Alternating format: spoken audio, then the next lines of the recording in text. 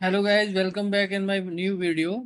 So today we are going to read this chapter. Chapter name is Air Around Us. हवा हमारे आसपास. Around माने चारों ओर भी होता है और आसपास भी होता है. तो Air Around Us, हवा हमारे चारों ओर या हवा हमारे आसपास. चैप्टर नंबर 9, सब्जेक्ट है EVS. तो let's start. Air is all around us.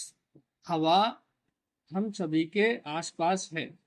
Air माने हवा, इज माने है, ऑल माने सभी, अराउंड अस माने आसपास. तो हम सभी के आसपास है.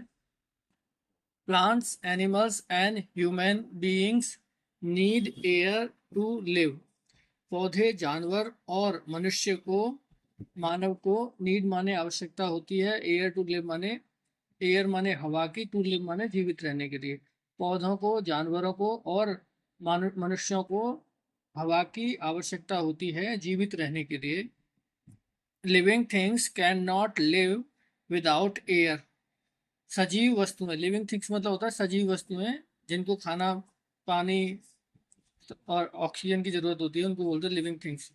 तो सजीव वस्तुओं को, सजीव वस्तुएं कैन नॉट माने नहीं सकती, लिव माने जीवित, विदाउट माने के बिना, एयर माने हवा.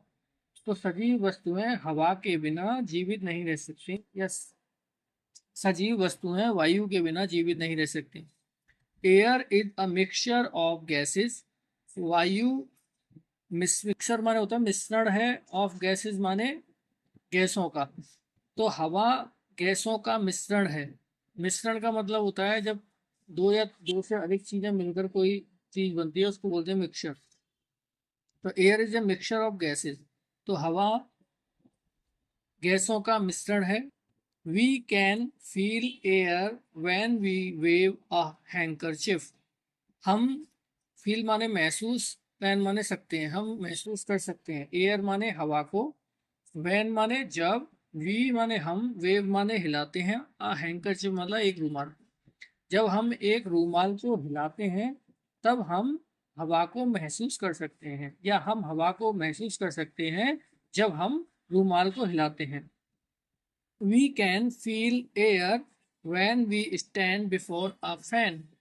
हम हवा को महसूस कर सकते हैं जब हम एक फैन के आगे खड़े होते हैं या पंखे के आगे खड़े होते हैं. तो हम हवा को महसूस कर सकते हैं जब हम पंखे के आगे खड़े होते हैं. स्टैंड माने खड़ा होना, बिफोर माने वैसे पहले होता है, लेकिन यहाँ फैन के पहले का मतलब फैन के सामने. A flag flutters because there is air around it. A flag flutters, flutters माने होता है लहराना, तो एक झंडा लहराता है. बिकॉज माने क्योंकि, there is air around it क्योंकि वहां हवा है इसके आसपास या उसके चारों ओर. We can fill our mouth with air. हम महसूस कर सक हम भर सकते हैं, फिल माने भरना किसी चीज को, तो हम भर सकते हैं. आर माउथ माने वी के साथ आवर आता है तो उसको अपना हो, अब इसका मतलब होता है अपना. तो हम अपने मुंह को भर सकते हैं विद एयर माने हवा से, यानी कि हम हवा को अपने मुंह में भर सकते हैं. Breathing is the process of taking in air. Breathing माने होता है सांस लेना. इज माने है, द प्रोसेस माने तरीका, ऑफ टेकिंग इन एयर हवा को अंदर लेने. तो सांस जो है वो हवा को अंदर लेने का एक तरीका है. अब हम पढ़ेंगे विंड. एयर का एक दूसरा रूप होता है जिसको हम विंड बोलते हैं. Moving air is called wind. तो मूविंग एयर मतलब जो हवा चलती है, चलती हुई हवा जो थोड़ी नॉर्मल से थोड़ी स्पीड से चलती है, तेज चलती है, उसको बोलते हैं विंड. तो moving air is called wind. तो बहती हुई हवा विंड कहलाती है. Clothes and trees away, sorry स्वे व्हेन वाइंड ब्लोज. क्लोथ्स माने कपड़े, एंड माने और, ट्रीज माने पेड़. स्वे माने होता है झूमना, जब हवा से कुछ चीज आगे पीछे हिलती है तो उसको बोलते हैं झूमना. वैन जब, विंड ब्लोज मतलब हवा पे, विंड माने विंड तेज हवा, ब्लो माने बहती है. तो जब तेज हवा चलती है तब कपड़े और पेड़ झूमने लगते हैं या हिलने लगते हैं तेज. Wind moves the windmill. तो विंड जो है, मूव्स माने चलाती है, द विंड मिल माने पवन चक्की को. तो ये इमेज में आप देखेंगे इसको पवन चक्की बोलते हैं. जब हवा चलती है तो इसका ये फैन जैसा लगा हुआ है, ये घूमने लग जाता है, टरबाइन इसको बोलते हैं. तो विंड जो होती है, जो तेज हवा है, वो विंड मिल यानी पवन चक्की को चलाती है। It also moves a glider, यह एक ग्लाइडर को भी चलाती है। ग्लाइडर ये आप देख सकते हैं, ये बिना इंजन का एक जहाज जैसा होता है। इसमें एक आदमी ये यहाँ से इसको उड़ा रहा है, ये बिना हवा के ये भी नहीं चलता है, तो इसको भी हवा चलाती है glider. And A sail boat, और एक सेल बोट का मतलब होता है पाल नाव को। पाल नाव इस तरह की होती है, इसमें ऐसे करके कपड़ा बंधा होता है, इसको पाल बोलते हैं, और ये नीचे बोट होती है, नाव। तो इसमें क्या होता है, हवा की डायरेक्शन में इसको चलाया जाता है, तो हवा इसमें इस पाल से टकरा के उसको आगे बढ़ाती है। फिर नेक्स्ट है एयर ऑक्यूपाइज स्पेस। हवा ऑक्यूपाइज माने होता है घेरना, स्पेस माने जगह, तो हवा जगह घेरती है। As we blow a balloon, जब हम जैसे हम एक गुब्बारे को फुलाते हैं, बलून माने गुब्बारा, ब्लो माने उसको फुलाना, उसमें हवा भरना। जब भी हम एक गुब्बारे में हवा भरते हैं, इट बिकम्स बिगर, यह बिकम्स माने हो जाता है, बिगर माने बड़ा, यह बड़ा हो जाता है। एयर मेक्स इट बिग, हवा इसे बड़ा बनाती है। एयर ऑक्यूपाइज स्पेस, हवा जगह घेरती है। Next, air has weight. Take a football without air. Air has weight मतलब हवा में वजन होता है। अब इसके बारे में समझेंगे कि हवा में वजन होता है, कैसे पता चलेगा। टेक अ फुटबॉल, एक फुटबॉल लीजिए, विदाउट एयर, बिना हवा के। जैसा ये रखा है फुटबॉल इसमें, जिसमें हवा नहीं भरा हुआ है, इस तरह का। फिर टेक अनदर फुटबॉल, दूसरा फुटबॉल लीजिए, विद एयर, हवा के साथ, जैसा इसमें रखा हुआ है। तो एक फुटबॉल लेना है बिना हवा का, जिसमें हवा नहीं भरी हो। एक फुटबॉल लेना है जिसके अंदर हवा भरी हुई हो। Weigh the two footballs of the same weight. Weigh माने वजन करना, किसी चीज को तोलना। द टू फुटबॉल्स माने दोनों फुटबॉल्स को।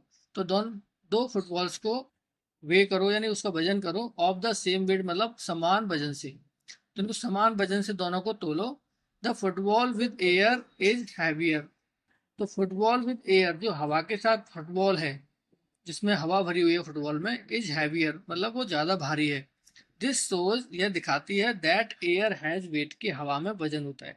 अब यहाँ देख सकते हैं, जैसे ये वे में रखा हुआ है बिना एयर वाला बॉल, और ये एयर वाला बॉल। तो देखो ये नीचे थोड़ा झुका हुआ है, ये थोड़ा ऊपर उठा हुआ है, तो इसका मतलब ये नीचे झुका है, तो इसमें वजन ज्यादा है, वेट ज्यादा है। तो इसका मतलब है कि एयर में हवा है, क्योंकि बॉल का वेट तो सेम ही है, लेकिन इनके अंदर एयर का फर्क है, तो इसलिए एयर की वेट की वजह से ये थोड़ी ज्यादा हैवियर लग रही है, इसलिए इसका मतलब है, इसमें इट मीन्स कि air has wait.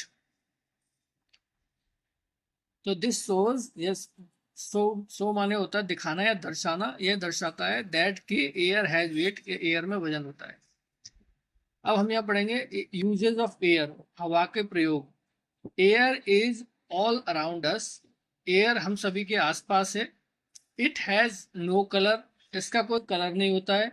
We feel air when it moves, हम महसूस करते हैं हवा को, व्हेन इट मूव्स, जब यह चलती है। A fire needs air to burn, आग को आवश्यकता होती है एयर की, टू बर्न माने जलने के लिए। तो आग को हवा की आवश्यकता होती है जलने के लिए।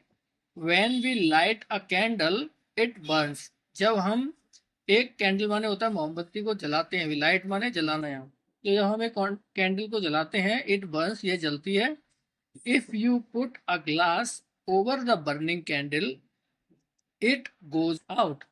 If you put a glass, यदि तुम एक ग्लास रख देते हो, ओवर द बर्निंग कैंडल, जलती हुई मोमबत्ती के ऊपर, जैसे आप इमेज में देख रहे हो, ये यहाँ जलाई है बिना ग्लास के, तो ये जल रही है।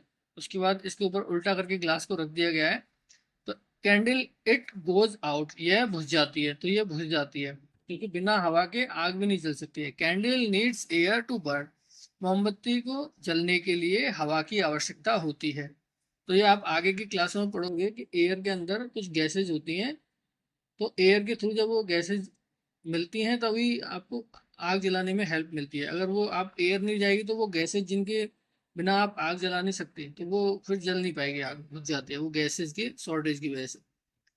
तो आई होप कि आपको वीडियो पसंद आया होगा। अगर आपको वीडियो अच्छा लगा है, तो प्लीज़ हमारे चैनल को सब्सक्राइब करें, शेयर करें, लाइक करें, ज़्यादा से ज़्यादा संख्या में सब्सक्राइब करें और शेयर करें। Thank you so much. जय Shri Ram. Thank you for watching this video.